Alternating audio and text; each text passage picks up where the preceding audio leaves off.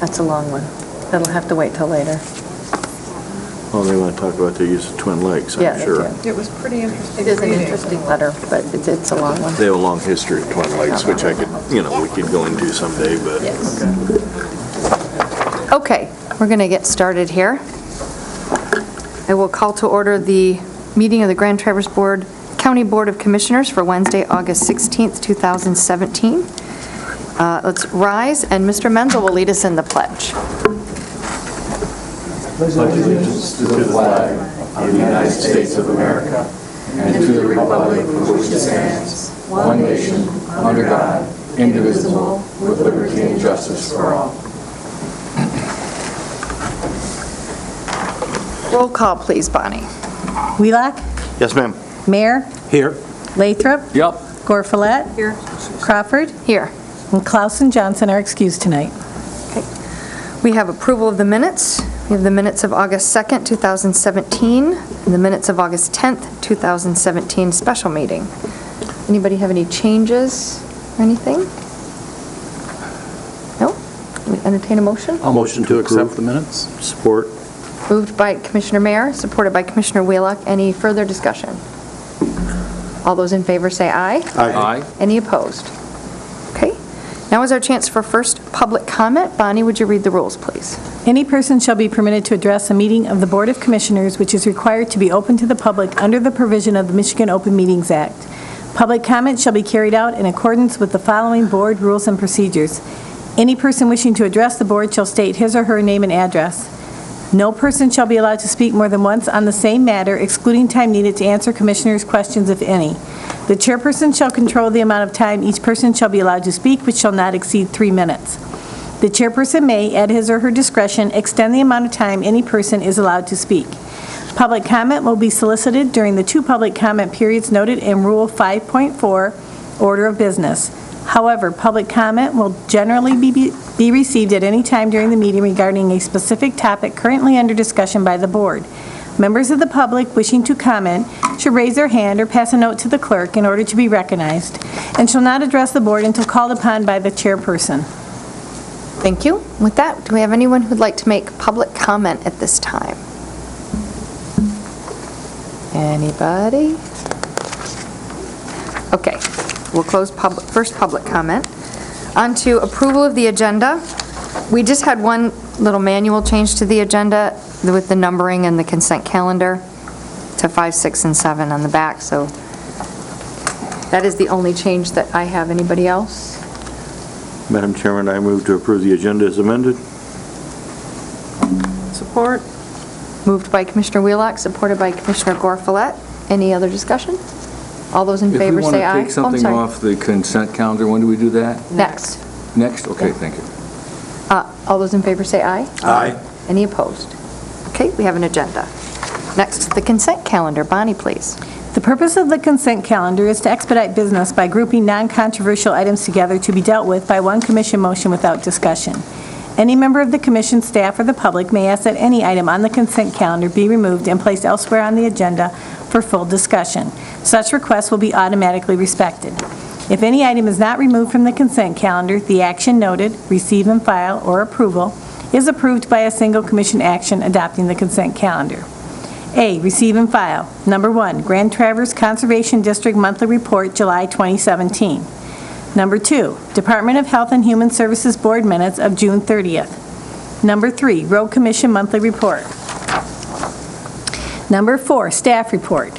Number 5, Budget to Actual Revenue and Expenditure Report. Number 6, in the matter of Edwin Martell et al. On the permit issued to Grand Traverse County, Michigan Administrative Hearing System, case number WRP 001528. Number 7, reports from the chairwoman. National Association of Counties Legislative Conference, Washington, D.C., February 24th to the 28th. Michigan Association of Counties Legislative Conference, Lansing, Michigan, March 27th to the 29th. Michigan Leadership Forum, East Lansing, Michigan, May 2nd. National Association of Counties Annual Conference, Columbus, Ohio, July 21st to the 24th. Michigan County Commissioners Conference, the White House, August 8th. Approvals. 1, repeal ordinance number 8, Grand Traverse Housing Commission. Number 2, budget amendments. Number 3, July 2017 claims approval. Number 4, Child Care Fund, Grand Traverse County, 2017-2018. Number 5, Household Hazardous Waste Contract Award. Number 6, Economic Development Corporation appointments. So would anyone from the board like anything pulled off the consent calendar and discussed? Yes, Dan? A7. Okay, the reports? Okay. Anybody else? I need to pull B6. We need to talk about that one. Anybody from administration need anything pulled, or anybody from the audience? Okay. Okay. Would entertain a motion? Madam Chairman, I move to approve the consent calendar with the exception of items A7 and B6. Second that. Moved by Commissioner Wheelock, supported by Commissioner Mayer. Any further discussion? All those in favor say aye. Aye. Any opposed? Okay. We will move on to those in a little bit. First, we have special orders of business. Networks Northwest Annual Presentation. We have Elaine Wood here today. Welcome. Hi. Okay. Yes. We did, in our packet, yes.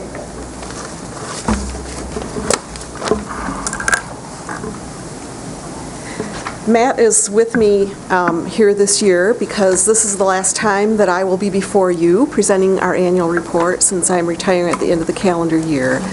And our board has wisely selected Matt as the next Chief Executive Officer of Networks Northwest. Oh, very good, congratulations. Yes, and I was just telling somebody the other day, I have beyond 100% confidence in Matt to keep the traditions of our organization going strong and keep things moving forward. The annual report, I'm going to buzz through it pretty quickly, so if you haven't already had a chance to read it, I hope you will do so, because there's a lot of information and data in there that's important for you to know, and it's not possible to cover it all in a short period of time.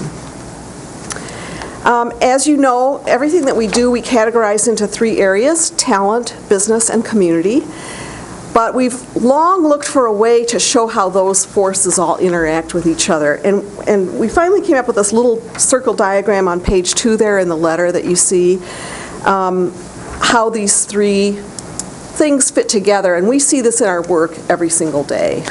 So they really aren't departments so much as they are just different aspects of our work. Starting with talent development, everything we do is under the statewide branded name of Michigan Works, so in our case, Northwest Michigan Works. We have 5 Michigan Works centers in our 10 counties. Obviously, the largest one is here in Traverse, over on Garfield. We also have 5, and actually quite a few other access points where people in the smaller counties that don't have a main center can access our services. You can see on page 3 the breakdown of visitors by county. Grand Traverse at 27% is roughly the same as the population proportion of your county to the 10 total. And number of visits. You can see that at over 37,000 visits per year, we have a lot of traffic in our Michigan Works centers, and that has not really decreased with this improved economy. People are still coming in for help. Sometimes it's about changing jobs, sometimes it's about finding a job more quickly, and so on. On page 4 is, there are some stories on pages 4 and 5 that I would love to have you read. They just give examples of some of the kinds of help that we've provided to people. But I'll focus on the chart on the bottom of page 4 that's our federal and state performance measures. These are the official performance measures that we're held accountable to by our grant sources. And in every case, we met or exceeded, and in the vast majority, exceeded our performance measures. And also, as every year, we exceed the state average performance in Michigan. Moving to page 6, at the top half, you can see the different occupations in which we trained people for employment. These would all be economically disadvantaged people who qualify for some kind of financial help with their training. You can see that obviously manufacturing has been a big priority for us. Everything we do is market-driven, so the market has been requiring us to provide more and more and more training for people in manufacturing the last few years. Healthcare is also obviously very big for us. We did some special activities for veterans last year that were kind of above and beyond our normal special activities for veterans. One was we had a big event in the Traverse City, Michigan Work Center where we celebrated the creation of a special veterans corner section of our main resource room in the front. We had a big shindig. We had a few hundred people there. We had horses, we had bands, we had politicians, we had the whole thing. So it was really a great event. Page 7 covers our Jobs for Michigan's Graduates program. And this is the program that's helping youth in our schools understand not only what careers they might be most interested in and most capable of, but also what's expected of them by employers and what kinds of pathways they should take to address those careers as they go forward in high school and beyond. This is a relatively new program for us. It's a whole new focus area, a new approach. This is about our 3rd year, I think, so we served a couple hundred students last year, and that will be expanding each year as we go forward. We're one of just a few JMG sites in Michigan that met all 5 of its performance measures. It's called 5 in 5, so we got an award for that last year and this year. You can see some pictures there of some of the kids. We send them to Washington and Lansing to learn about the civic process, to learn about government, and they go through leadership training as well while they're doing that. So it's a pretty comprehensive curriculum. It's a nationwide curriculum that was developed by private sector companies. So it's very private sector oriented in terms of the content. Page 8 covers our Offender Success Program, and we've been doing this for about 12 years. I think Commissioner Wheelock, you're most familiar with this program based on some people that you've hired. The primary things that keep a parolee who has come home to their home community after serving their sentence, the main things that keep them from reoffending and help them be successful in their parole period are housing and employment. And really employment kind of comes first in many ways because it's hard to pay for housing without employment. So even when we're placing them in some temporary subsidized housing, which the Department of Corrections pays for, our job is to help them get a job as quickly as possible. We have been very successful at that. We had an 81% unsubsidized employment rate last year with this group of people. And the main thing that I want you to know is every year our statistics improve. Since we started this program 12 years ago, we've reduced the recidivism rate of parolees in our 10 counties by 78%. So it was about 50% 12 years ago. Statewide, it's now down to 29.8%, but in our region, it was down to 11% last year. So that's a pretty big return on investment, even if you calculate only one additional year in prison for somebody who commits another crime and goes back. So we know that would be a very minimum. So we're pretty happy with the outcomes of this program. And we're finding that most of the parolees in our region make really good employees. They're pretty determined to live decent, productive lives. And they're receiving a lot of help in getting on the right path to do that. Page 9 is our adult ed program. I really sincerely keep hoping that we will run out of participants for adult education, but it hasn't happened. Hasn't happened in all the years I've worked at this organization. We served 656 adults last year who didn't have a high school diploma or a GED. Every once in a while, we get people coming in who do have a high school diploma but still need help with their math skills or their reading skills in order to qualify for certain kinds of jobs. So you can see the graduation photos there. It's very moving to be at this adult ed graduation because their kids are all in the audience kind of cheering them on, and it's pretty heartwarming. By the way, our digital, we've put all of our adult education offerings on distance learning format now, and I was really surprised to find out that a fairly high percentage, what was it? I can't remember it right off the top of my head, of our students participated with the distance learning program, which allows them to meet with their teacher face-to-face, real-time. So for our more remote students, it's much easier for them. On pages 10 and 11 give you some ideas of the services that we provided to companies in the region. Some special activities. We actually had 80 different Employer of the Day events last year. This is when a company comes into a Michigan Work Center and just sets up shop and kind of grabs people as they come in and does on-the-spot interviewing, and they're finding that in this labor market, that they're finding that very, very helpful for being able to hire people. So often they hire them right on the spot. On page 11, you can see at the top that we run the Skilled Trades Training Fund, and you might be familiar with this program. It's only about 3 years old, but this is a state-funded program to provide additional training for companies who need to upgrade the skills of their current labor force and create new jobs and have people come into those jobs with certain sets of skills. This is a 100% competitive grant program across the state. And our region, 10 counties, has 3.7% of the state's businesses. And we contribute 2.5% of the state's GDP. But we received 9.5% of all, or 9.6% of all the Skilled Trades Training Fund grants available, grant money available.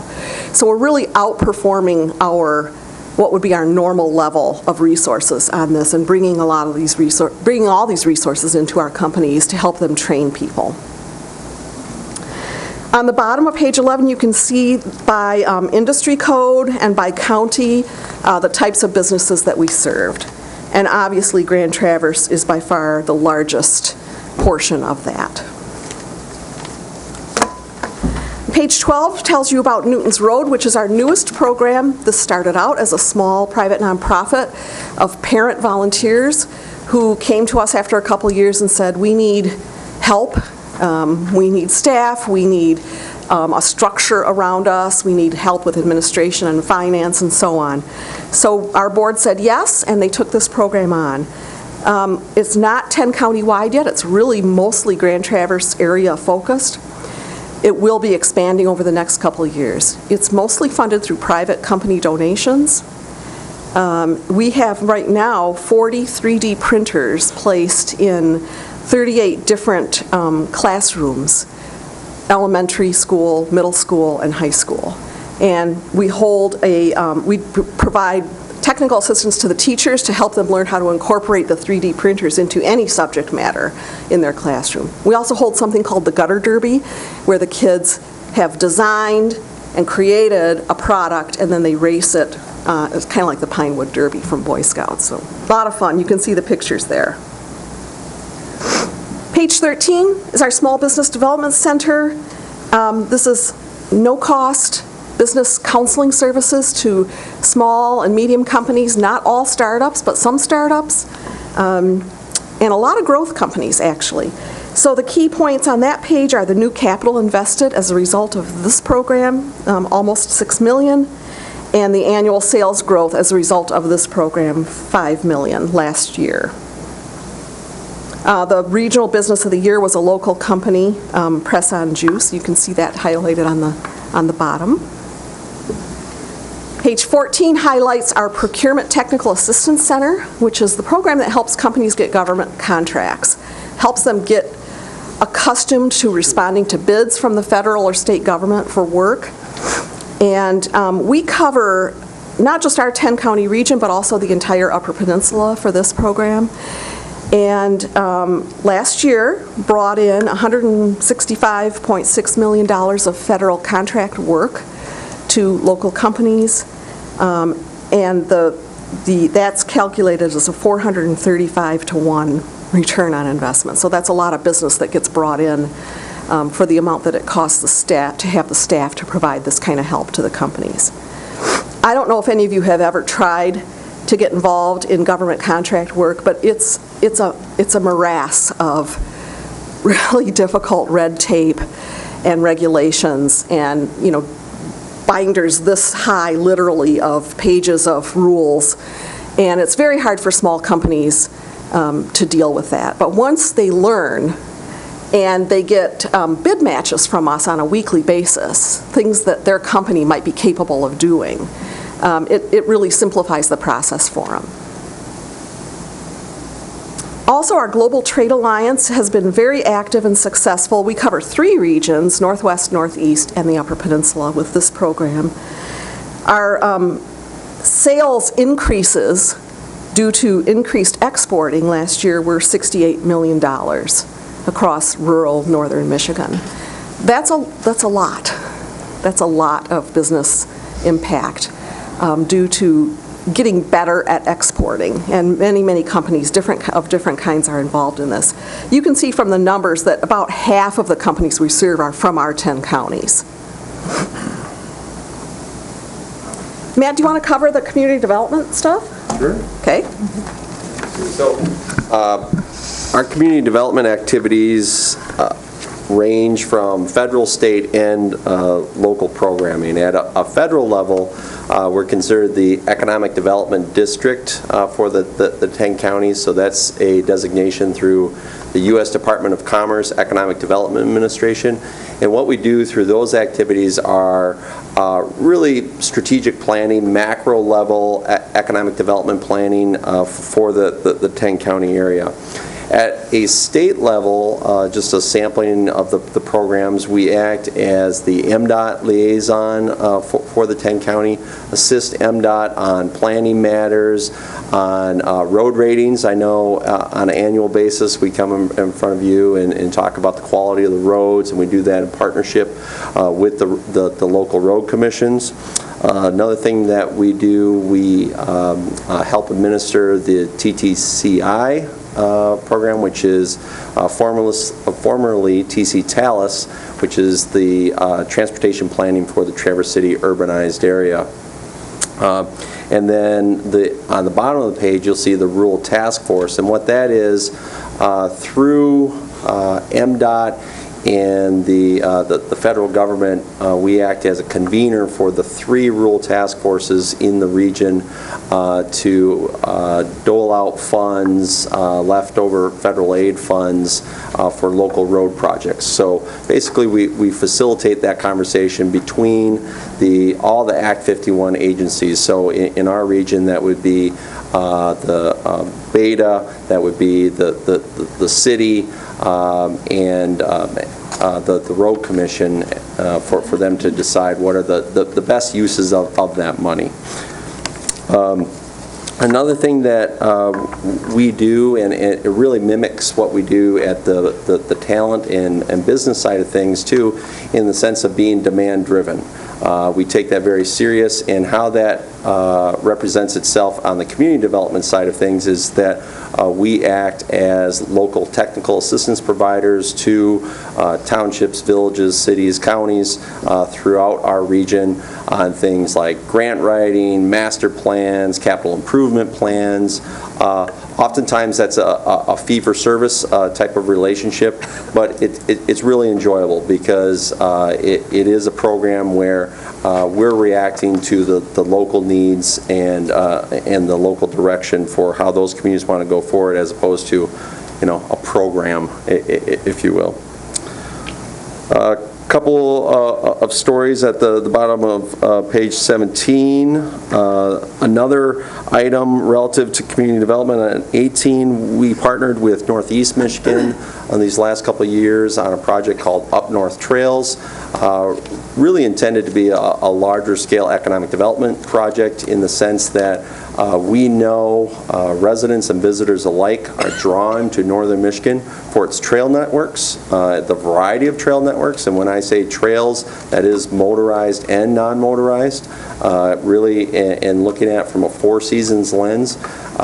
We mapped all the trailheads, all the trails across those 21 counties, identifying over 5,300 miles of trail system, and then connecting the visitor to that site to the different communities and amenities that support those trail systems. So allowing them better access and an easier way to spend their hard-earned time and money in northern Michigan. And then lastly, on the bottom of page 18, network support. As our name suggests, oftentimes we act as a facilitator, a convener of networks that are built around different issue areas that are pertinent to the needs and the demands of our local communities. Of note on here that is often on everyone's mind, and certainly on this board's mind, is housing.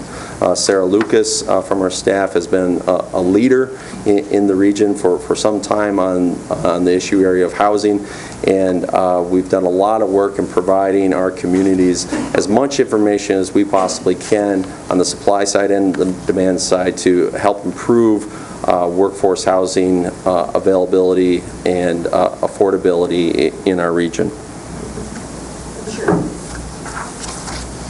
Oh, you're tall.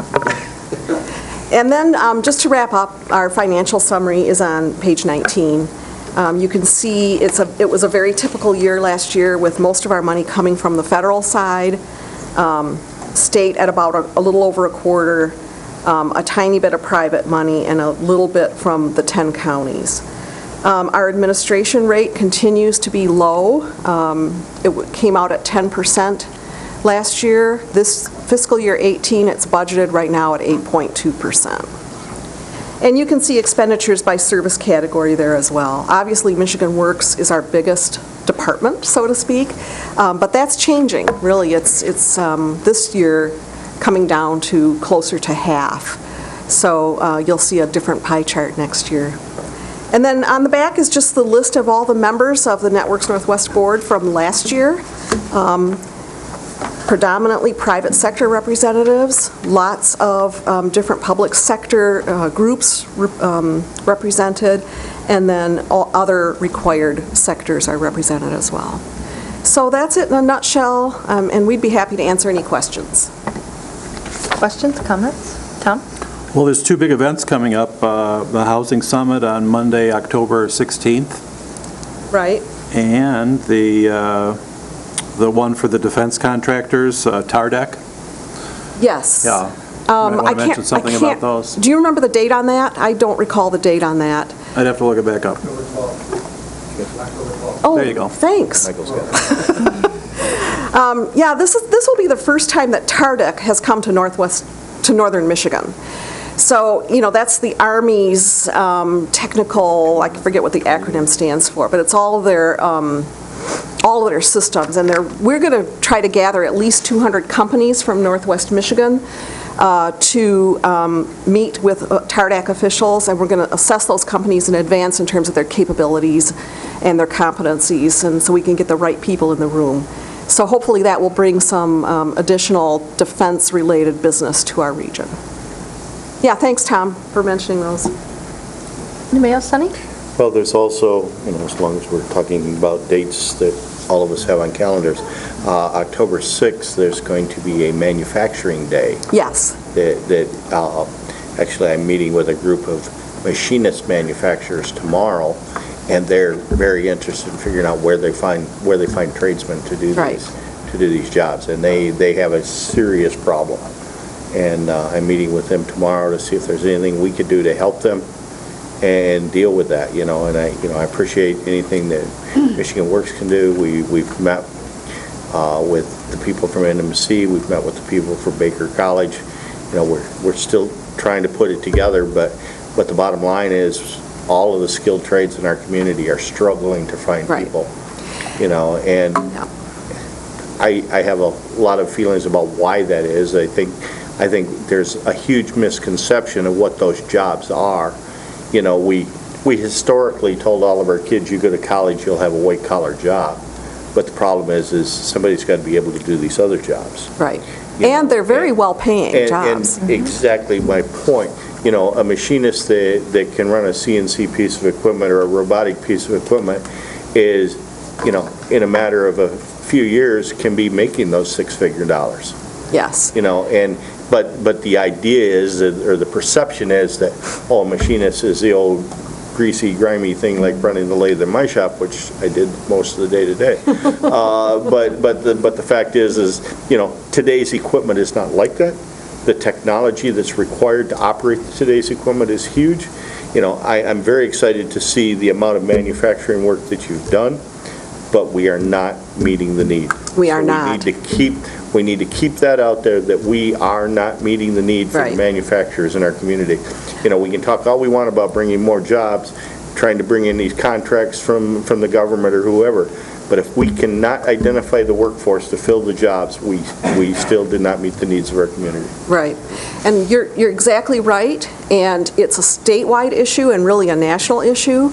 We've done such a great job of telling all the kids, you got to go to a four-year college and get a bachelor's degree. We're seeing much more turnaround with the kids themselves than we are with the parents at this point, but through Michigan Works, we are participating in the Manufacturing Day, and we do lots and lots and lots of activity to try to educate students and parents about their options. I think that the crisis with debt coming out of college now is actually helping us in a strange way, because so many young people are seeing how disastrous that can be, and maybe living in mom and dad's basement without a job on top of all that debt. And then their friend who went to NMC in the auto tech program for only 2 years came out and walked right into a $65,000 a year job. So there are many, many examples like that we see every day, and I think we're starting to make some headway, but it's a long haul. It's going to be a long haul. It's a whole generation or two of mindset. At least a couple generations. Yeah. But what the big difference is the evolution of those jobs. Right. And what's required to be able to do those jobs today is nothing like what it was before. That's right. And every year we take hundreds of school kids on what we call talent tours. So they go out of school on the bus and they go to Kalkaska Screw Products, or someplace like that, Clark Manufacturing, and they're amazed when they walk in. They say they see people wearing white coats, and they see computers and machines and cleanliness, and it's not noisy, and they're really surprised, because that's not the image that they've had of manufacturing.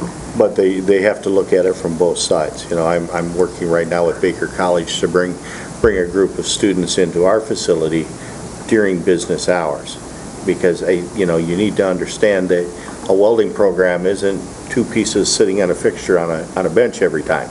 And that's not the kind of work I do. So, right. You need to understand that much of what we do is heavy, it's dirty, it's crawling on the floor, and it doesn't fit quite so well.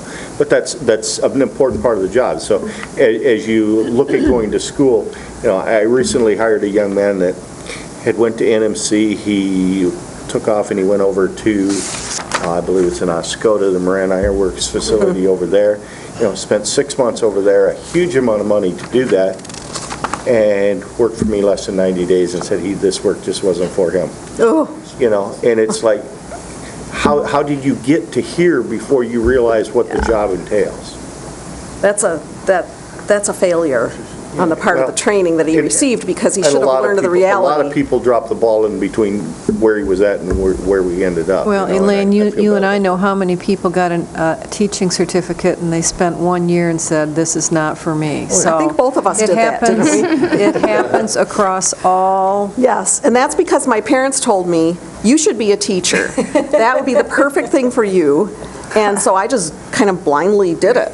Well, and it was our only choice back then. Right, or nursing. Or teaching, so Yeah. there you go. But anyway. And the thing about it is we just need to keep stressing that you don't necessarily have to go to a four-year college to be able to have a good quality job and make decent money. That's right. we have a lot of other opportunities.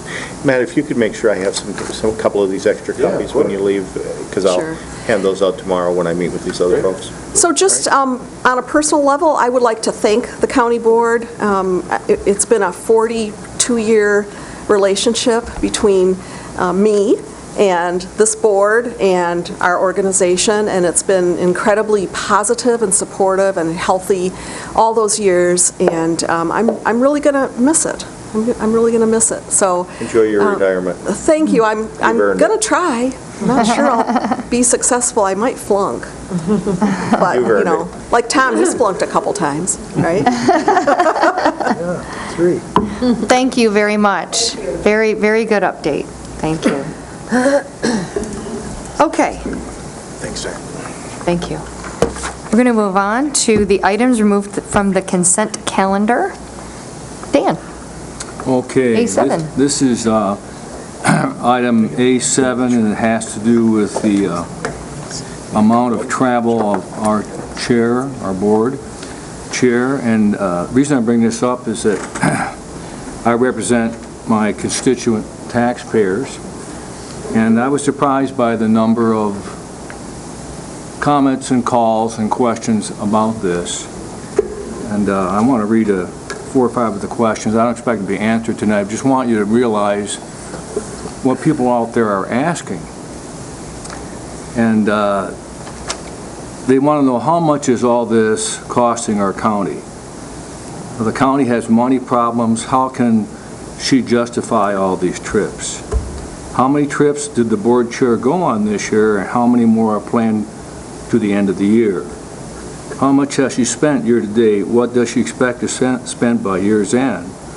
What is the total cost to taxpayers? What are the bottom line savings that these trips have resulted in? What actions have been taken as a result of these trips that have resulted in a decrease in costs to the county? Did she take her family with her? And one person said, if you add all these trips up, including the possibility of an upcoming trip, that means that she has made one trip every 1.33 months. So these are the things that my constituents have been bringing up, and I do this with all respect. I really have to bring this up to the board. I'm hoping that what we can do is have a meeting about this and come up with a board decision about travel, who gets to travel, who gets to spend money on travel, how is it divvied up amongst all of us, what are the right reasons to go. So I think in asking this, I've done what my constituents want me to do. Any comments before I make mine?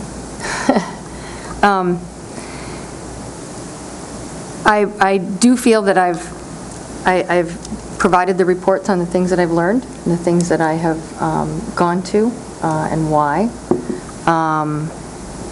As far as specific money return on investment, there's no way to quantify that. I think that the biggest thing is talking to other commissioners and networking with them, asking what they do, getting ideas from them, things like that. I do think it's very valuable.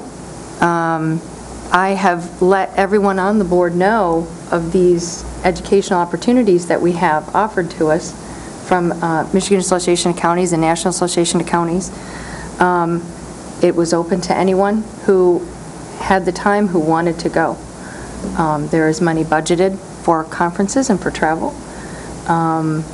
Anyone who has wanted to go can go. I've never had anyone ask me and I said, you can't go at all. So anyone who wanted to go to any of these opportunities could have. We don't have an official policy that says how this is decided, because as far as I know, nobody's ever been told no, that they couldn't go if they would like to.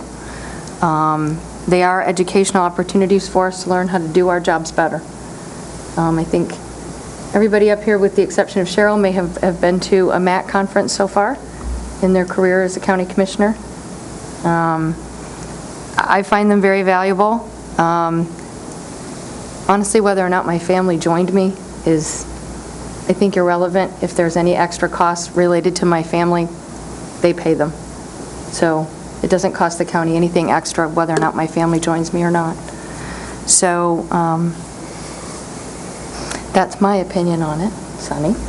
Well, we've done this, we always budget money for conferences and for travel.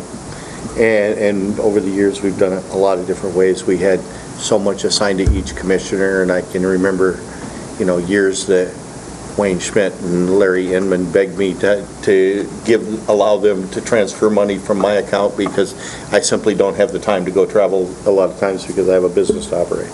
But, I've attended conferences between the township and the county off and on, almost 38 years now. I've never went to one that I didn't figure was valuable and that I learned something. So, there's always something to be learned. And sometimes you learn more with that conversation you have with someone in the coffee shop than you do sitting in a 2-hour presentation with a screen in front of you. It's just, all of these educational opportunities are valuable, and it's a matter of whether or not you can find the time and the effort. For me, I struggle to find the time to be able to do it. Not that I don't necessarily want to do it, I just simply cannot make the time in my schedule. But I certainly would never deny someone on this board to attend anything, and I can't see one of the things on this list that I haven't been made aware of and had the opportunity to sign up for if I chose to. People, I've never one time in all the time I've never had a voter in this community ask me why I went to something or why another board member went to something. Not one time. Cheryl? Well, I personally thought that the most recent one, which was Washington, D.C., I would have taken off the lower part of my ear to be able to go because I so would have loved that It was opportunity. very short notice. Unfortunately, 2 8 weeks' days? notice with my calendar doesn't work because I'd have judges and all sorts of people really cranky at me. But I think it would have been an incredible opportunity. The people that you meet there, I mean, the cards that you walked away with, the business cards of people that you can call, that you now have the opportunity to make a connection with. I think that trip, the total cost was less than $1,000, if I'm not incorrect. And like I said, if I could have gone, I would have gone in a heartbeat. So I don't travel well, so I don't travel much. I mean, in 22 years on the college board, I went to 2 things because I just don't travel well. But it isn't because I don't think it's valuable. I do think it's valuable. So. Yes, Dan? Okay, well, I do have concerned constituents, so I'm hoping that we'll have some type of report about how much all of us have spent year-to-date on this kind of stuff. I was planning Not right on now. but meeting some- with Jody to find out where we are in the Yeah, budget. I'd like to have some type of meeting, and discuss if the parameters are going to be just anyone does anything. Obviously, my constituents think that 6 meetings, 2 to Washington, D.C., in an 8-month period of time is maybe a little too much. So I do appreciate education, like anybody else, and I'm trying to represent my constituents' concerns. Could I just ask that we have, if you're going to the trouble of putting together data, I'd like data on the last 3 or 4 chairs and how much they've traveled and how much they've spent. Fair enough. Not just chairs. Well, she's the chair, so I think, Well, I can get data from the last 3 or 4. I don't think anybody else has I don't traveled, think have there's they? anything special about a chair being able to travel any more than any other of us. Have you traveled? Yes, This year you have? not this year. Have you traveled this year? I mean, I don't think any of us have traveled. have we? Tom went to a MAC conference in Lansing. I went to Lansing. Well, I just I think might that- go yet this year, but the point is, the fact that she's chair doesn't make her more travelable than anybody else on this board. No, but I bet you right now, Dan, that when we look at the history of the spending, we're going to find that the chair spends more on travel than any other member of the board. I'm just speculating. I'm putting a little side bet out there. Okay, but I don't want, if we're going to go that far, I want to have all the commissioners. Absolutely. All right? There you go. This is a lot of money to spend in times of tough finances. Madam Chairman, I would move to approve the reports from the chairwoman. Support. Moved by Commissioner Wheelock, supported by Commissioner Gorfulet. Any further discussion? All those in favor say aye. Aye. Any opposed? Okay, thank you. I also pulled, let me get to the right page here, because this wasn't all the way filled out. B6? Yes. This was, I believe, the Economic Development Board changed its structure, correct? And we had, where we had 2 county commissioners assigned for the last little bit of time, as I recall, in the last term, we had 1, and we added 1, and now they've changed the structure, and so there's only room for 1 county commissioner on the Economic Development Corporation. Not sure we had any until like December. Right. And then we, after the restructuring in January, we had 2. And so they are restructuring, and we have to go back to 1. So, currently we have Cheryl and Sunny. Cheryl did express to me that she enjoys being on this board and really would like to continue. And I'm okay with that. How do you feel about that? No, I'm fine. You know, we all know that I network with businesses throughout our community on a very regular basis. And it doesn't mean that you can't be involved just because you're not on the board. You know, one of the biggest things that when I got involved with the Economic Development Corporation and the restructuring, I wanted to recognize and try to retain the jobs that were here. You know, I think we get all excited about bringing in a new business that's going to create 5 jobs, but what are we doing to help Elmer's find the 42 drivers that they need? You know, so we need to, you know, just keep in mind that there are other businesses. You know, the discussion we had earlier tonight about the skilled trades in our community and how much struggle they're having. You know, it's real easy to get excited about all the high-tech stuff, but there's just so much work here, and I contend that you can't talk about jobs unless you're willing to talk about where the workforce is going to come to fill those jobs, and then where can those people afford to live. You know, but I will continue to stay involved, and if Cheryl wants to be the board's representative, I have no problem with that. Okay, thank you. Anybody else?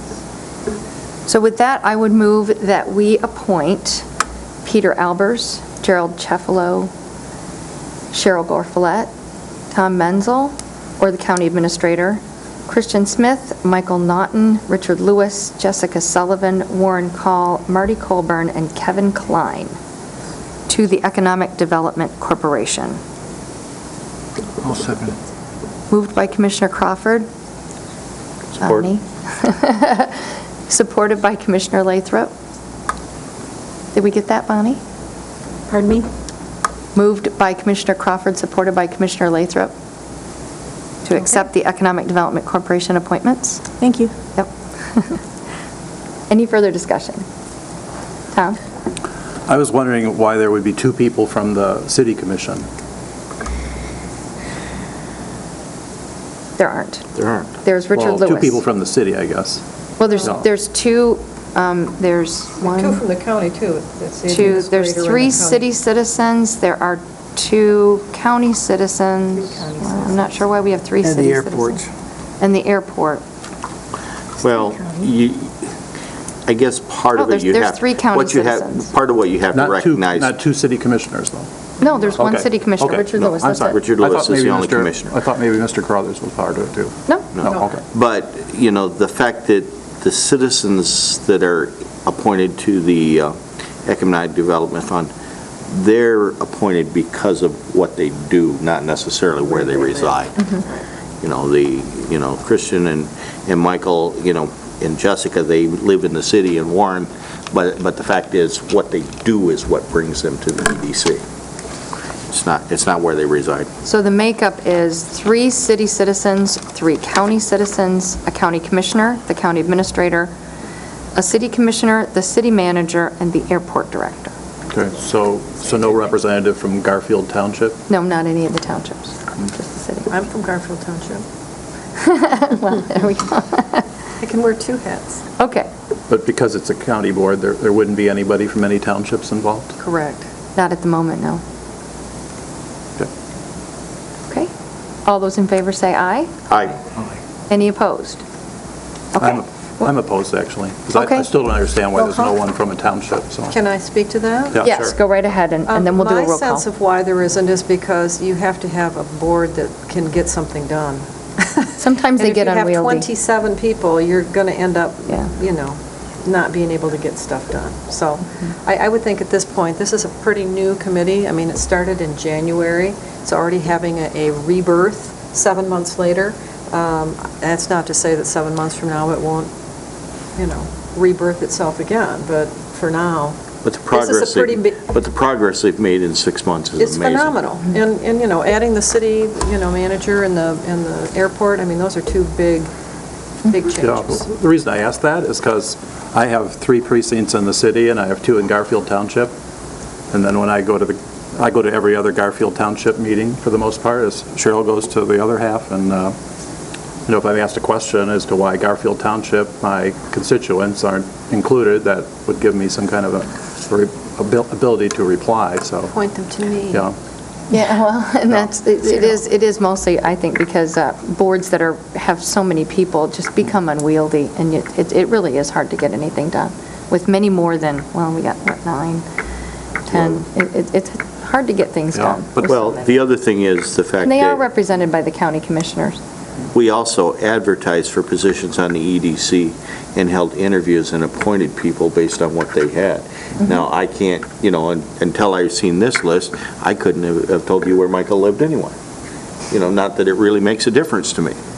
But the fact is, I voted to appoint people to the EDC based on what they could bring to this group. So where they reside has nothing to do with it.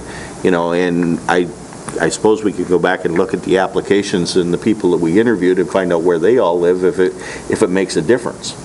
But the fact was, it was very simple. It was publicly advertised. Yeah. We did interviews based on anyone that wished to be appointed was interviewed, and we made the appointments based on the qualifications of the people that were interviewed.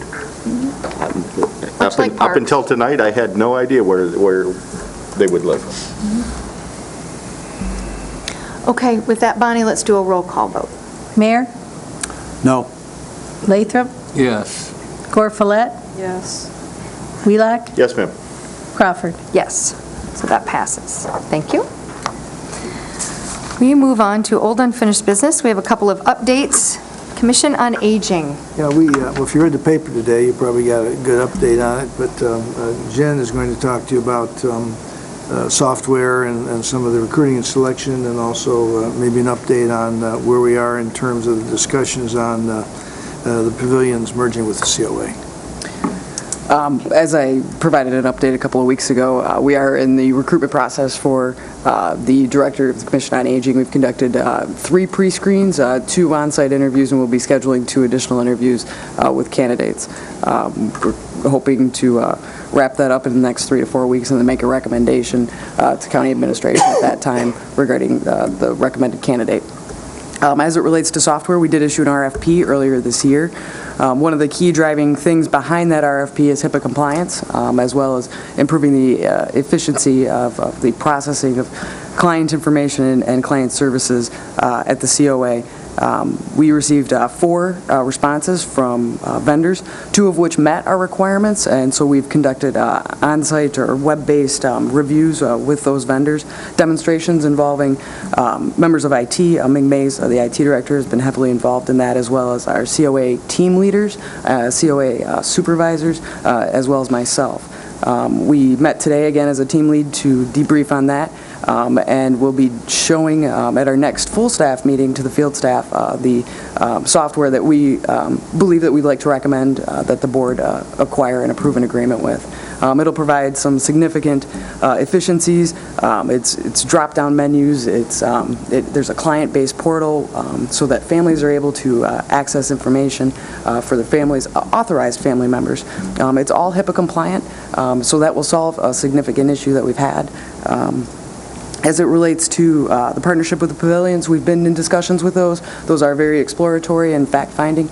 I think our next step is to get back together on that and see where the pavilions, where their executive staff is. I'd be happy to answer any questions. Cheryl? Can you tell me how the staff is doing? Obviously, there has been a lot of change over the last 4 or 5 months. Has there been much turnover in the agency? No, there hasn't been a lot of turnover in terms of the field staff. There is turnover. That's natural as individuals move on or come in and decide that they don't want to work there. But I wouldn't say there's any more than in the past, and I'd have to look and pull up some data and information. I do have, just as a matter of an advertisement, we do have 2 universal aid positions open, and those applications can be accessed online through the county's website. So we do have 2 open positions. So there's just 2 that have left over the last couple of months? No, I would have to look and pull up that information specifically for you. Could you do that? Absolutely. How about, I have a couple of questions. That's fine, go ahead, and then Dan. And the programs and services that we're offering, one of the issues that we had back in February was the wait time for people for services. We heard from people that they had to wait to get their windows cleaned, or they had to wait to get their grass mowed, or other kinds of services that they were waiting on.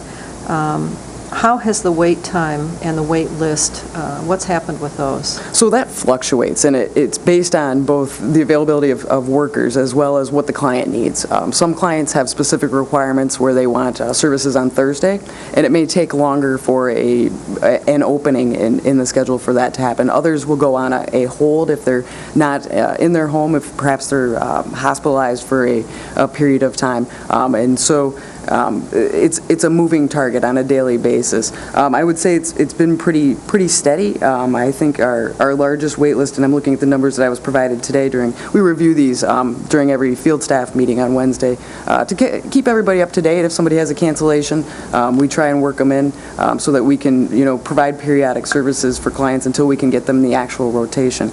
Right now there are 35 individuals who are waiting for homemaker aid services, and then there's 22 people on the community living support, which is the respite services wait list, and that's the one where we're trying to get the universal aides who can cover both services. They are CNA certified, CINA certified, and able to provide those home health services that are needed for that service. Okay, so is that because we don't have enough people? No, I think it's a natural factor of the COA work and the scheduling process. Well, I guess I'm not understanding that as an answer. I mean, we have elderly people in the community who are looking to the COA to help them so that they can stay in their homes, and there's a number of services that we provide in order to facilitate that. And you're saying that there are 35 people who are waiting for one kind of service and 22 people who are waiting for another kind of service. I assume, maybe incorrectly, that those are current clients, correct? As opposed to new clients? They could be clients that have terminated and are coming back on for services. Those aren't defined. Okay, so if there were new people who wanted services, that would exacerbate that number, wouldn't it? That's correct. They would probably be lower on the list. Mm-hmm. So again, I guess my concern is that one of the things that we did was to kind of take the $750,000 money that the citizens gave us to provide services, and we kind of put that on hold and said, we're not going to say that we're going to use it, but we're not going to say we're not going to use it. We're going to kind of wait and see how things go. But we do have a timeline on that. And so my concern is that it feels like I'm hearing the same thing I heard back in February, as far as people waiting, people not getting the services that they need, people not having, a good response time to see Well, I don't think we've said that at all. I think our field staff have done an excellent job in terms of I'm managing not- the workload and providing services to I'm clients. not criticizing the field staff, I'm criticizing the management. If there is a 35-person wait list for something that is a routine service that people need in order to stay in their home, that's not a good thing. We can debate the management of it, but it is a factor of the business that's provided, that it is a rotating list, and there are people that go on and off throughout the entire process, so So if you had 4 more people working for you, what would happen to that list? I'd have several people that wouldn't have anything to do, because that would be too many. Okay, okay. And my last question is, with regard to HIPAA, we were told, again, 6 or 7 months ago, about the absolute red light, danger, danger, danger that we were in about HIPAA, and we're not HIPAA compliant, and the world was going to come to an end because we weren't HIPAA compliant, and now here we are, and we're still not HIPAA compliant, am I correct? So HIPAA compliancy is a culture, it's a set of policies and procedures, it's a ongoing process. There's not one thing that we can do that will ensure HIPAA compliance. One of our biggest vulnerabilities is the homegrown access database system that was created by the county and has been in use for probably 20 years. That is our biggest vulnerability. I commend staff for their taking our need to implement HIPAA standards in their daily work and in their communication process. That has been a very diligent task that they've taken on. Our office staff has worked and implemented probably over 30 different individual steps to work towards HIPAA compliance. We've conducted a risk assessment of our HIPAA compliance, which is the first step that's required in order to do that. So we are a work in progress, and we will continue to be a work in progress. Okay, so when we were presented with the scenarios a number of months ago, and we were told that the primary motivator for the change was the fact that we were not HIPAA compliant, there really wasn't an emergency at that time any more than there is an emergency now, because it's a work in progress. So the solution that was presented to you at that time would have moved us into utilizing technology immediately that would have significantly increased our level of HIPAA compliance. So we would have been far along the way, further than what we are now. We have the money, why didn't you buy the technology if that's the answer? So we've been following the county's purchasing process and issued the RFP and working through the evaluation. Okay. Now that we have an IT director on board who's able to help us implement, the technology and know the back end of things, who's able to work with us in terms of determining mobile devices. We've had a lot of discussion about what type of device we're going to be able to use to utilize the software. I just don't understand. I don't understand the answer. You're saying if we would have done what you wanted us to do, we would be further ahead than we are now, but we wouldn't have had the IT person in place then? We wouldn't have had these other helps that are in place now? We were looking at a management services contract where those functions would have been provided by that For a provider. very large price tag. So, all right, that's my questions. Thanks. Dan, you were next. No, actually, you asked all my questions. Oh. Thank you very much, You're welcome. You're welcome. All right. I was told that Paula Segala had been contracted to do some consulting with the COA. Is she still in place there? And if so, what is that costing us? I don't know what the cost is. But yes, to answer your question, yes, she's still in place. She's helping in recruiting and selection, and I don't know I what see a the couple exact $1,000 cost a is. month on the bills. If you're looking at the bills that Jody gives us every month, a couple $1,000, $2,000 to $4,000 depending on the month. Yeah. So she was contracted as a consultant For that specific for that function. specific job with That- no input by this board? Tom. The first billing for the millage that includes the millage that was approved by the previous board will be for the winter taxes. I think that it's coming up. Can I pull up the L4029? Okay. Well, my question is that, we've made it really clear to the public that we went out for a millage and they approved it. But now if we're talking about combining services with the PACE part of pavilions and then pavilions. I just think that that's a conflict to what the public, where the public wanted their money to go. They wanted to go straight to Commission on Aging. So I think there could be confusion if we join these organizations together in the future. Nobody's been billed for it yet, I understand, but it will come by the end of the year that it'll be in their tax bill, their property tax bill. So I'm concerned that there will be a conflict in the public's mind as to why they, approve a millage that's now being directed in more than one way and not all to Commission on Aging. Cheryl? Well, and just to dovetail off of that, I would really appreciate being brought into the loop on what the conversation with the pavilions is, okay? I mean, if you're going to come to us with a fait accompli regarding a relationship with the pavilions, I'd like to hear about it before we get to the end product. I'd like to know what direction you're going, why you're going that direction at all. I remember very distinctly that the COA made an attempt to use the pavilions to provide some nursing services when they were having a problem, and I saw a memo that told them in no uncertain terms they could not do that they were violating all sorts of things by trying to do something with the pavilions. So I would like to know where you're headed and why we're headed that way. So, Go ahead, Tom. Basically, Commissioner, the discussion started with a concept of did it make any sense to merge the two, or at least explore that. It didn't make any sense until the PACE program came up. The PACE program, the way it's structured, many of the people in the Commission on Aging would be ideally suited for that, so they would start that relationship early before moving into various levels of care. Where we are on that is looking at it from now a financial perspective. What would it look like in terms of merging? How would you take a defined benefit organization and take one with defined contributions and merge that? Their health program at Pavilions is not as up to the same standards as the county, so how do they merge those so that they don't lose that? So we're into the financial aspects of some of the nitty-gritty as to does it make any sense to do it. So the approach is, as long as we're saying yes, it's worthwhile exploring, yes, until we get that no, it doesn't make any sense. We are continuing to explore that, and we're into the financial aspects of exploring it in due diligence now. Sonny? Well, I think, I'm willing to have a public discussion of those services being provided jointly.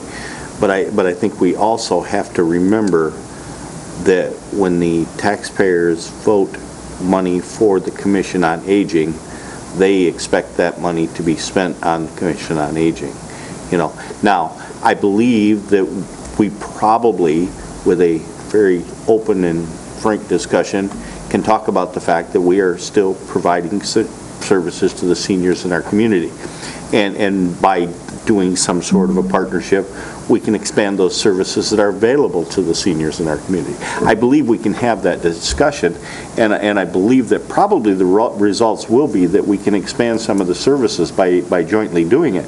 But I think it has to be a very, very public discussion because, I've said for years, I personally don't use Commission on Aging Services, although I'm getting close. But at the same time, I know people in my neighborhood that they plow the driveway, they shovel the walk, they mow the grass, and I support the funding for those services because I know these people couldn't provide those services for themselves. So that's why I support the service. I don't think there is any intent here to hide anything. We've been very open that this was something we're exploring. I think you have to keep an open mind, and no decision would be made on any kind of collaborative partnerships without the board approval. But I don't know if it would make any sense when we have these meetings, when we go through health care benefit, and does it make sense? How would we link the two together? I mean, that's minutia. Now, if you want to get into the minutia, you certainly can do that, but I think what will happen is if it continues to go along and they come down to a point where you say, yes, because of all these factors that have to be merged, it makes sense and there's enough value added, Then you take it before the board, and you can have public discussions as much as you want, but you'll have substantive rationale for why it got to that point, and that's the reason for it. Well, when PACE first got started, even in the discussion, Dan will probably remember, it's probably 5 years ago, we had a joint meeting with the commission with the Pavilions Yeah, Board. yeah. And we talked about what kinds of services were going to be available.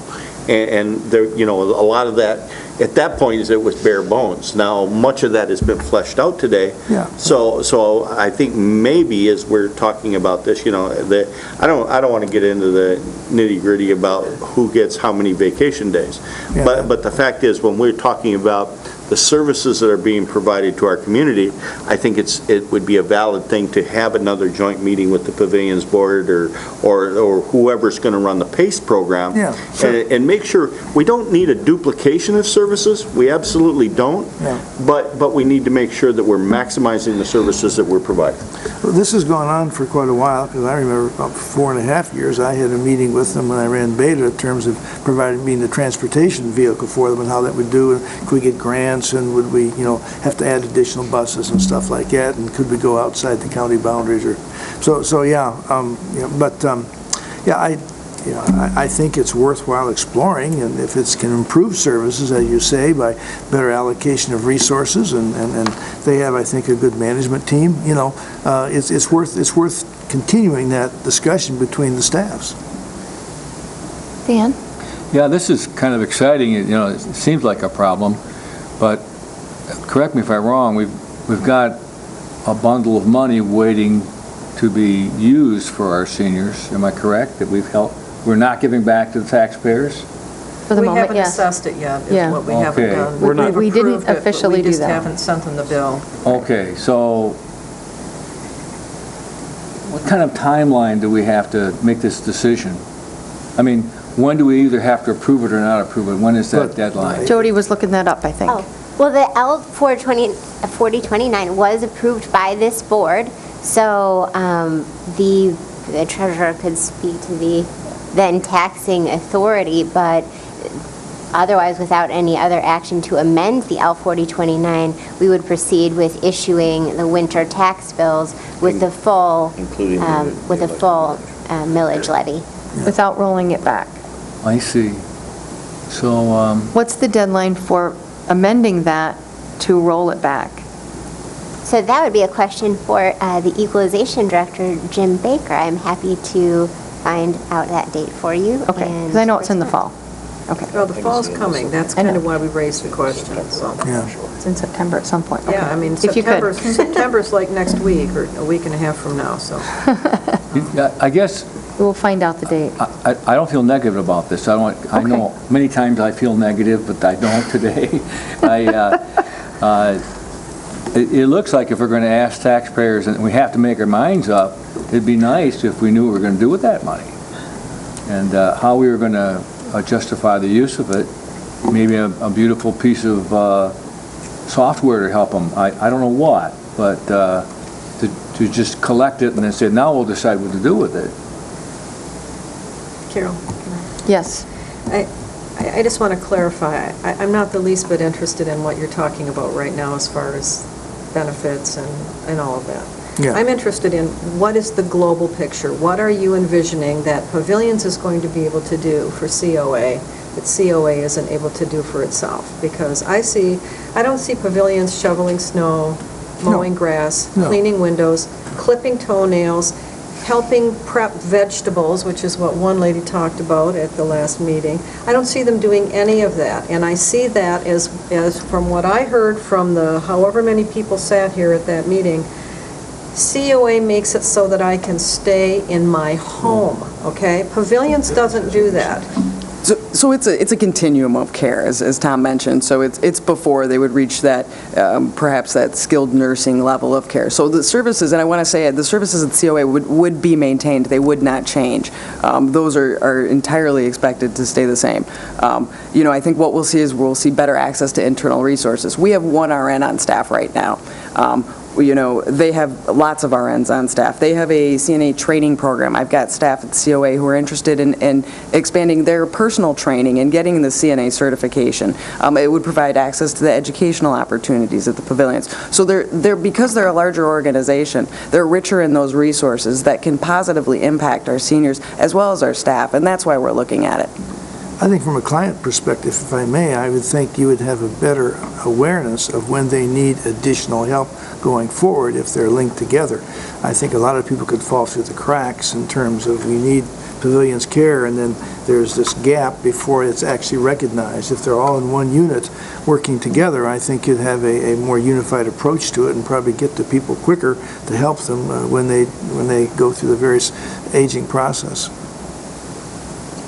It's all about trying to do it better. It's not trying to really cut or save. It's just, could we do it better, and could we provide better services, and could we link an already too well-established care organizations together to make them better? Well, the devil's in the details, so That's true. That's what I'm interested in seeing. I agree with that. The devil's in the details. And the details may say it can't work, But we hope not. We'll see. Okay. So we move on. Our next update is Veterans Administration. Yes, we had a meeting recently, a robust meeting of discussion that took place, and we asked our legal representative to attend that meeting, Chris Forsythe, and Chris was of real benefit there in explaining some of the things that need to take place. The state statutes have changed, and we're required under the old ones to have veterans on the board from World War II. It's hard to get those anymore, and so Chris was very helpful, and I asked Chris if he would give you an overview of his perspective on that meeting and action steps. Thank you, Tom. Yeah, if you remember, on August 2nd, Veterans Affairs was on the agenda for this board. And I asked that agenda item be pulled, and I did so because of what appeared to be some tension between the chair of the Veterans Affairs Committee and county administration. So I wanted to try to resolve that tension by reaching out to the chair, Jim Wagner. I did reach out to him. He did inform me that a special meeting was called last Thursday where he was going to discuss with that committee the hiring of outside counsel to advise them on what are their statutory rights and role in providing veteran services. So I did attend that meeting last Thursday. I did tell the board that even though I do work with the Board of Commissioners and county administration on a regular basis, I do understand that there is tension there. I do not see any type of conflict of interest that would prohibit me from advising that board on their roles and responsibilities. And I really didn't feel that it was necessary for them to retain outside counsel. Certainly it was their right to do so. Certainly I would not be offended if they did so. But I did tell them that, I'd be more than capable, more than willing to help them out in sorting out these issues. And so ultimately they decided not to retain outside counsel. Ultimately, they did ask me to provide them with an opinion as to what their role and responsibilities are under state law. And I'll provide that opinion to them at their regular meeting in September. In the meantime, the meeting, no disrespect to them or Mr. Wagner, but was quite contentious, was quite chaotic at times. And so after the meeting, in fact, I believe it was yesterday, I talked to Jim Wagner and said, look, I'm not only can help you with figuring out what the laws are and what your role is under state law, but I can help you with having a better organized, well-run meeting. And so I plan on attending their regular meeting next Thursday, August 24th, to talk to them about Robert's Rules of Order, Open Meetings Act, those type of procedural issues. So that's where things stand with that committee, and again, I'm hoping to work with them so they understand their role and then report back to this board once that's done. Questions, Cheryl? So my question would be, much like the Commission on Aging, the veterans also were the beneficiaries of the voters' largesse in the form of a millage. And my question is, are the veterans receiving greater services than they were before the millage was passed? So we've added a new case worker out there who is adding to the volume of services that can be provided in terms of access to benefits to our veterans. And that's it? One new person? So far, yes. Is there plans for more? I think what we're looking to do is work with the Veterans Affairs Committee to have a director appointed for that. Those operational questions really should be directed towards the Veterans Affairs Committee, as they do oversee the administrative oversight of that work. And they would be the ones to hire that person? That is correct. Yes. Thank you. Any other questions on this item? Okay. Thank you very much for the updates. We now have no new business. We're into second public comment. Anybody out there who would like to make public comment? Step right up.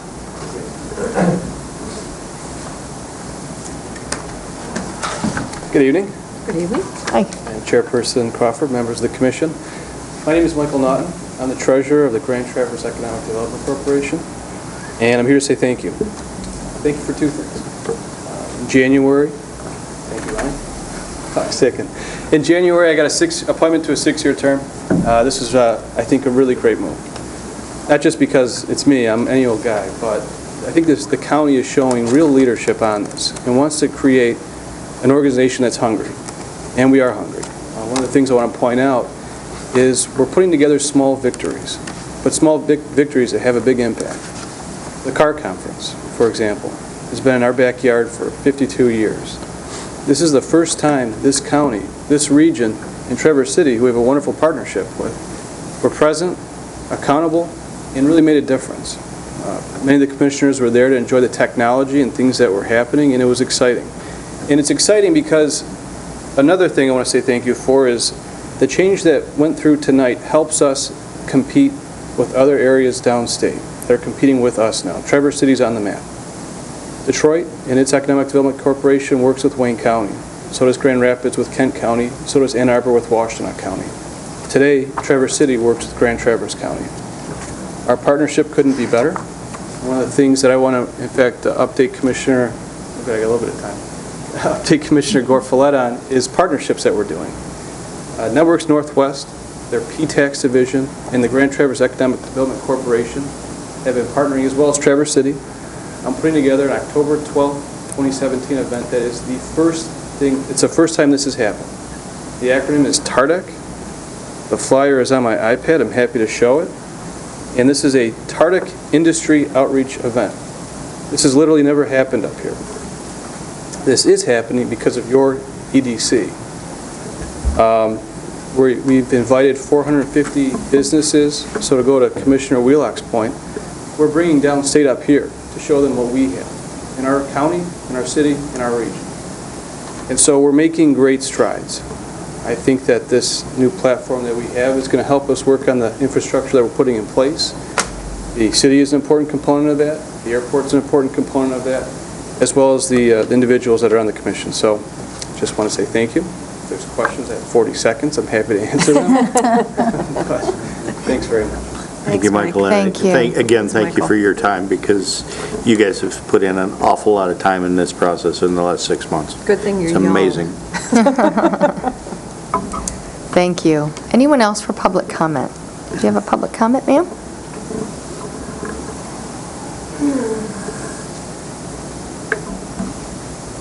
Maria Mikowski, 2039 East Front Street. Of course, I'm from the COA. I'm sorry I'm not a public speaker, but I'm speaking because I'm a senior citizen. Senior citizens seem to be left in the dark on most everything. There was a board that was dissolved I never heard any explanation why they just dissolved it. The seniors had no place to really go to speak their opinions or voices. Right now,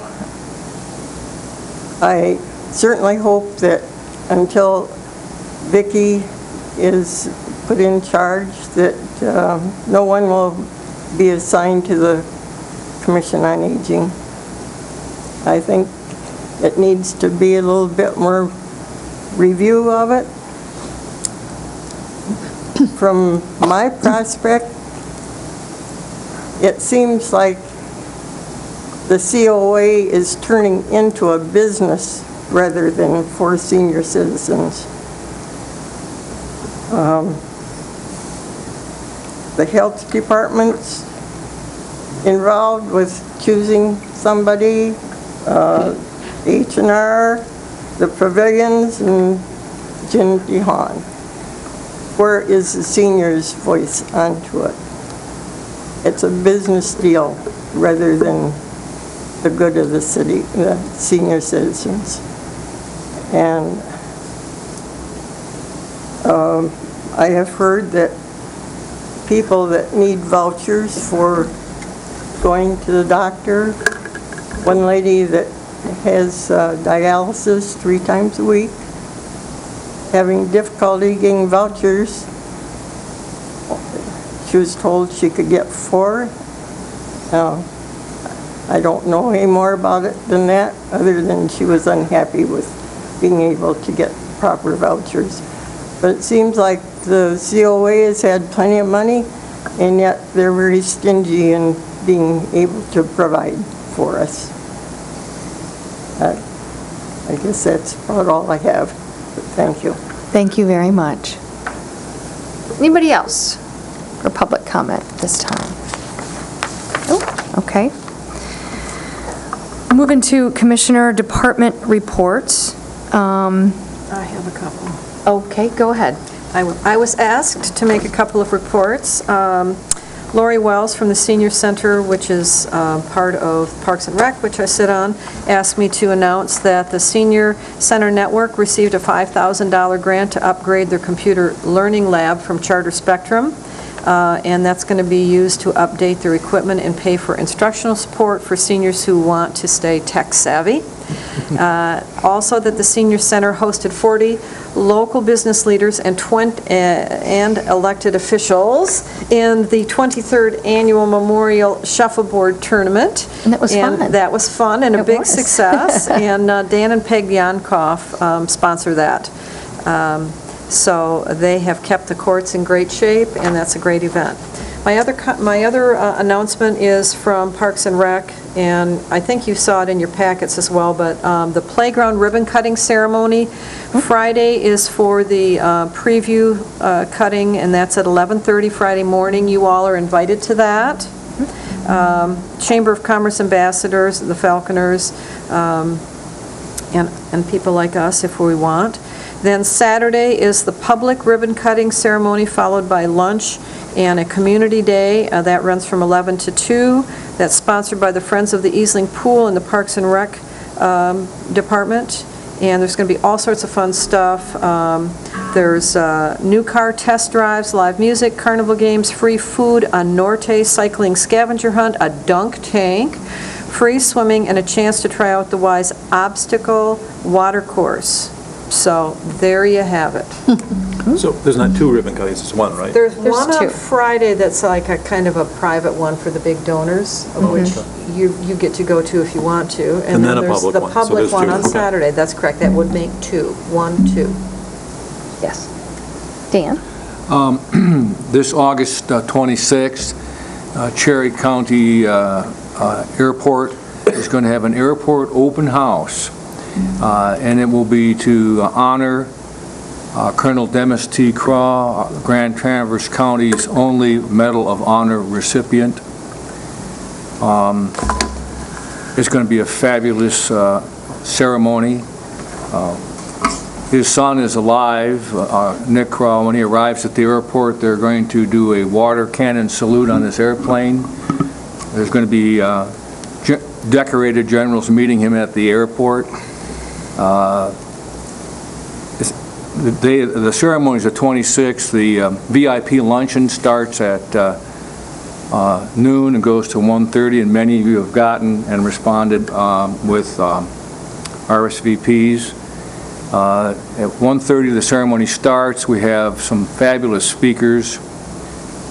The new VA clinic, when it is built, will be dedicated and named after Colonel Kaw.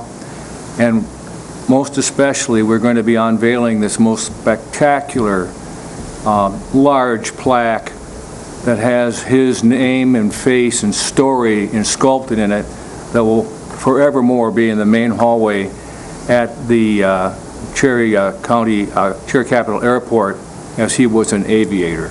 So I'm inviting the public, anybody and everybody at 1:30 to come to that wonderful ceremony, and I'm encouraging all of you that got special invitations to come to the VIP luncheon.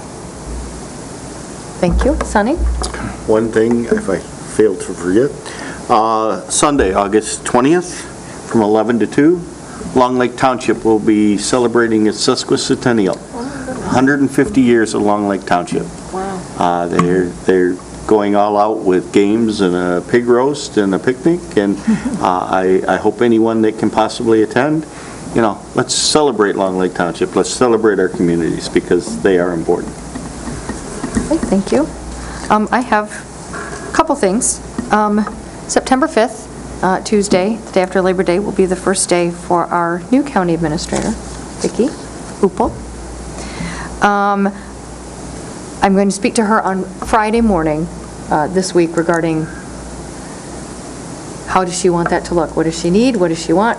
What are her thoughts on being introduced around, any kind of tours of anything that she would like. But ahead of that, we also were thinking of having a meet and greet for the public and the employees prior to our first meeting with Vicki on September 6th. So what I would ask of the other commissioners is let me know what part you want to play. Is there anything that you would like to, if you'd like to say, I want to take her on a tour of my area, or I have this particular expertise to offer, anything like that, what do you want your participation to be, especially in those first few days for our new administrator? So let me know, and I will see what we can arrange. Make sure she is welcomed and introduced around and things like that. Dan? Are we going to have any type of, maybe you've already addressed it, welcoming ceremony, We were going to, I'm going to talk to her on Friday about having a meet and greet. Yeah. Like I said earlier, ahead of our September 6th meeting. Yeah. For 4:30 in the afternoon, right here. That'd be kind of So cool. that, department heads, anyone who would like to come and meet her and talk to her for So that. you can get to see some faces and names. Exactly, Yeah. yes. We want to make sure she's welcome, not overwhelmed. Yes. Yeah. So that's why I wanted to know what we can all play a small part in that. I plan to be in the governmental center with her most of the day on Tuesday. Not just let her show up with nothing. So make sure she gets introduced around and make sure she gets everything done, so. Yeah, Yes. and also, I'm sure it's just, what does she want from us? I mean, Exactly. I'll Yep. do anything she wants, just Okay. let me know. Okay, thank you. I will let her know. Anybody else? So, Sonny, the Coast Guard flyover is too much or not enough? Well, we certainly will make sure she's well aware that we are a U.S. Coast Guard That's city, right. because there are not that many of them in this country. Yes, there are lots of tours that we can arrange for her and lots of different But it things. And I'll doesn't all talk to her about it on doesn't Friday. have to happen in the first 3 days, she No, said. absolutely not, absolutely not. So, yeah, a slow process of getting her acclimated and everything. And so with that being said, this is Mr. Menzel's last meeting with us. And I just wanted to say, great job. Thank you very much. I can't list out all of your accomplishments. It would take too long. I can tell you from a personal standpoint, we haven't always agreed. You know that. But you have always been a gentleman, and you have helped me tremendously professionally and personally. Thank you. You have helped me through some dark times, and I appreciate that. That's not really your job, but as a friend, you did a great job. And I also appreciate your support of my children, my boys. You have two nice boys. My boys respect you tremendously, so I would send them absolutely. articles from The Economist on He technology. does. He's always collecting things that they're interested in, and yes. They both so have a bright future, I really appreciate that tremendously, so. Well, I appreciate your gracious comments. This is unrelated to anything with me, but I wanted to mention with Dr. Lathrop, this was an unknown hero that no one knew about from Long Lake. He has spent enormous amounts of time. I know I've been involved in some of the meetings. He's taken his own personal finances and subsidized things to go forward, and for no other reason, just because it was the right thing to do. So I have immense respect for someone who just found there was a hero in our midst that no one knew about, wasn't recognized, and you've been working on this for a couple of years, and I'm glad to see it's coming to such a positive fruition at the airport, and I've seen the plaque. It's just gorgeous, and it's well-deserved, but they should have a subset for you, for all the work and effort, because none of it would have happened, none of the dignitaries coming in, the family wouldn't have come in. They're bringing in his Medal of Honor, the family is, to show people. None of that would have happened if there wasn't some person who had a big enough heart to make that happen. So good for you for doing that. That's what healthy communities are made of people who do selfless things like you did. So I want to congratulate you on that success. Thank you, Tom, very much, but I'm just trying to be like you, leave a great footprints in our community as you've done. No, thank you. Anything else? We do not need a closed session? Nope. Okay, with that, we are adjourned. Thank you.